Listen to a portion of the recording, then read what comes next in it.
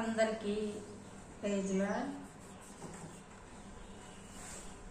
దేవుడు ఈరోజు పరిశుద్ధాత్మ దేవుడు మనతో వాక్యం ద్వారా మాట్లాడుతున్న మాటలు మనం జ్ఞాపకం చేసుకుందాము.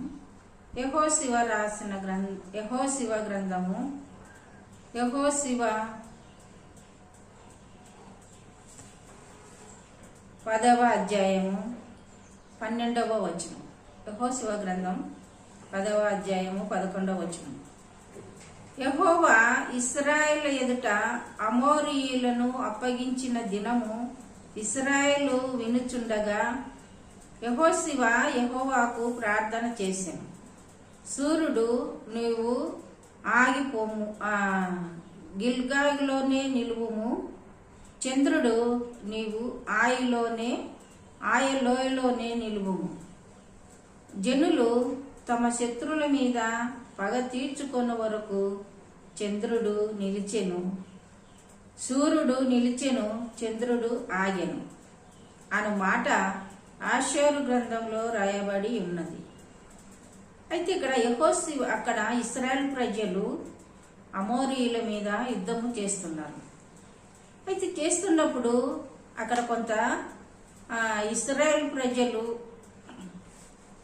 బలహీనులుగా కనపడుతున్నారు.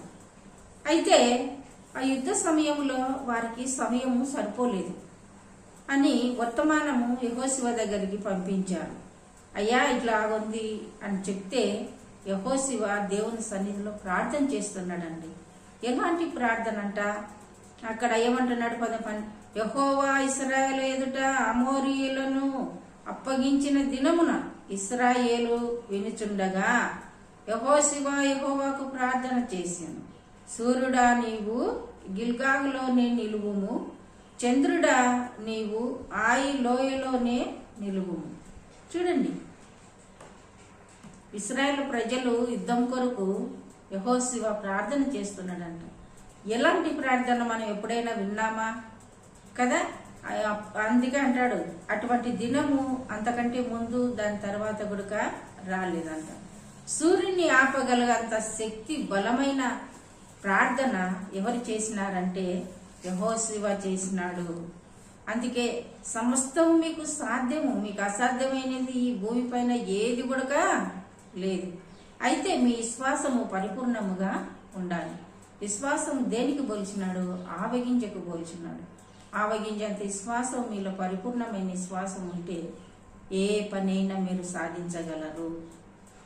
ఆవగింజను ఎందుకు చూపించాడు యేసుప్రభుల వారు? ఆవగింజ ఏ లోపం లేకుండా గుండ్రంగా ఉంటుందండి. అయితే మన విశ్వాసము ఎట్లుంటుందంట కదా? అప్ అండ్ డౌన్ అవుతుంటుంది, ఎన్నో కోణాల్లో ఉంటుంది కదా. మన సిచ్యువేషన్ బట్టి మన విశ్వాసం ఉంటుంది. అలా కాదు. ఎవరు? యెహోషువ విశ్వాసము పరిపూర్ణమైన విశ్వాసం, బలమైన విశ్వాసం. అందుకే ఆగిపోయినాయంట. ఆయన ప్రార్థనను విని ఎంతవరకు ఆగిపోయినాయంట? సూర్యుడు ఆకాశమందు నిలిచెను, నిలిచి ఇంచుమించు ఒక నాడెల్లా అస్తమింప త్వరపడలేదు. యెహోవా ఒక నరుని మనవి విని ఆ దినము దానికి ముందు గాని దాని తర్వాత గాని ఎప్పుడునూ లేదంట. చూడండి, ఇక్కడ 13వ వచనంలో అంట, సూర్యుడు ఆకాశమందు నిలిచెను, నిలిచి ఇంచుమించు ఒక నాడెల్లా త్వరపడలేదు. చూడండి, ఎక్కడ సూర్యుడు ఉన్నాడో అక్కడే ఒక రోజుకు టైం ఎంత పడుతుందో అంత టైము ఆగిపోయిందంట సూర్యుడు. ఎంత బలమైన ప్రార్థన, ఎంత శక్తిగలమైన ప్రార్థన.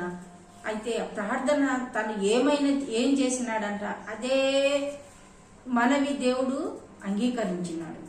తను ఏమైతే ఆశపడి అడిగినాడు, ప్రభువా నీ బిడ్డలు ఈరోజు ఓడిపోయే పరిస్థితిలో ఉన్నారు, కానీ వారు ఓడిపోకూడదు, వాళ్ళు శత్రువులను హతమార్చాలి, నీ బిడ్డలు గెలవాలి, నీ బిడ్డలకు సహాయం చేయి. అయితే సూర్యుని ఆపు, చంద్రుని ఆపు, ఒక రోజంతా వారు ఎక్కడున్న వాళ్ళు అక్కడే నిలిచి ఉండాలి ప్రభు అని ప్రార్థన చేసినాడు. ఎంత శక్తిగలమైన ప్రార్థన! ఒక రోజంతా త్వరపడకుండా ఎక్కడైతే సూర్యుడు ఆగి ఉంటున్నాడో అక్కడే నిలిచి ఉన్నాడు కదా. ఒక్క నరుని మనవి ఆలకించి దేవుడు అంత గొప్ప కార్యం చేసినాడు. అయితే నీ ప్రార్థన నా ప్రార్థన ఏ విధంగా? యెహోషువ చేసిన ప్రార్థన అంత బలమైనదిగా ఉంటే నీ ప్రార్థన నా ప్రార్థన కూడా అలాంటిదే. దేవుని ఎదుట అందరు సమానులే కదా. ఎవరు వారు గొప్పవారి ప్రార్థన గొప్పగా ఉంటుంది, బలహీనుల ప్రార్థన బలహీనంగా ఉంటుందని భేదము ఏ మాత్రము లేదు కదా. ప్రార్థన అంటే అంత ఒకటే. మనము ఎలాంటి స్థితిలో ఉన్నా ప్రార్థన చేస్తే దేవుడు మన ప్రార్థన ఆలకించే దేవుడుగా ఉన్నాడు. యెహోషువ ప్రార్థన దేవుడు ఆలకించాడు, వారికి విజయం పొంది ఇచ్చాడు. అయితే నీ ప్రార్థన నా ప్రార్థన మన కుటుంబాల వరకు ఈ విధంగా ఉంది. అలాంటి బలమైన ప్రార్థన చేస్తున్నామా? చెయ్యాలి. దేవుడి కొన్ని మాటలు దీవించి ఆశీర్వదించాలి.